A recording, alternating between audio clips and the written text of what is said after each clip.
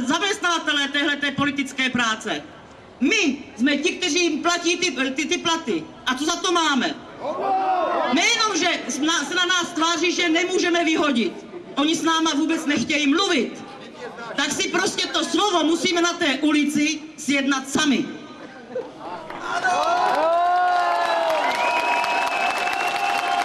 Forma naprosto nezvládnutého, naprosto vůbec nic. Odskakují ty obyčejní řadoví úředníci na těch pracovních úřadech, že jsou tam od nevidím do nevidím, za nějaký imaginární slib, že dostanou možná přidáno, možná. Zatímco náměstkové už všichni byli odměněni a pan ministr se pakuje taky, protože softwarová firma, která pracuje tak, jak pracuje, ho dodala zmetek. Ale to asi prostě pana Drábka netlačí. Co ho tlačí, je to, že nám včera v televizi řekl, že ušetří 800 milionů. Ale už nám zapomněl říct, že za posledních 5 let jsme prošustrovali 580 milionů na jakýchsi pofiderních čímsi, vystavěly se golfová hřiště, vystavěly se nesmysly, které tenhle národ a pracující lid vůbec nepotřebuje, protože je to pro ty, co na to mají, ale to, co sliboval, že budou rozšířena pracovní místa, že budou záchranné sítě pro mladé, že budou záchranné sítě pro staré, tak tam jaksi skutek utek. Tam mu ty miliony nějak nestačí. No to je taky pravda. Takže říkám, abychom se navzájem nezdržovali, protože je opravdu chladno a nechci, aby jsme to všichni odstonali.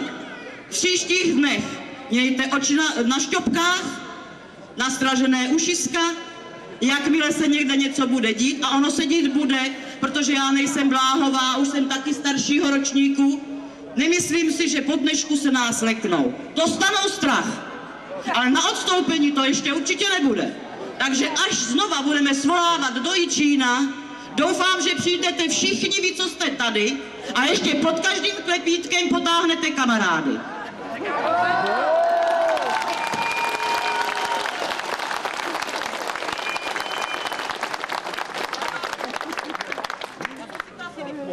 Já vás moc zdravím a napříště se na vás budu strašně moc těšit a doufám, že vy na nás taky. A jak budete odsaď, tak to všem říkejte a Tomáš Škoru, že si tam nebyl, to by se si něco dozvěděl. Naslánou. Pardon, nevěděl, že máme v týmu takovouhle perfektní mluvčí.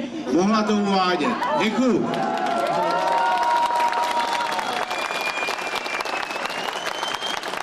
Takže přátelé, navrhuju, aby jsme se rozešli, ukončíme to symbolicky zase hymnou, protože ať si uvědomíme, že tahle zem je naše. Souhlasíte? A děkuju vám moc za účast, děkuju vám za podpisy na petici a doufám, že budete ostražití, budete situaci sledovat a pokud bude potřeba, pojedeme i do ty Prahy a prostě vynesem je. Děkuju vám. Jsem říkal, že to má být demonstrace slušných lidí. Vážení přátelé, ono to tak je. My jsme slušní lidi, tahle zem patří nám a my si v ní budeme konečně vládnout sami. Je to ale na vás. Děkuju vám.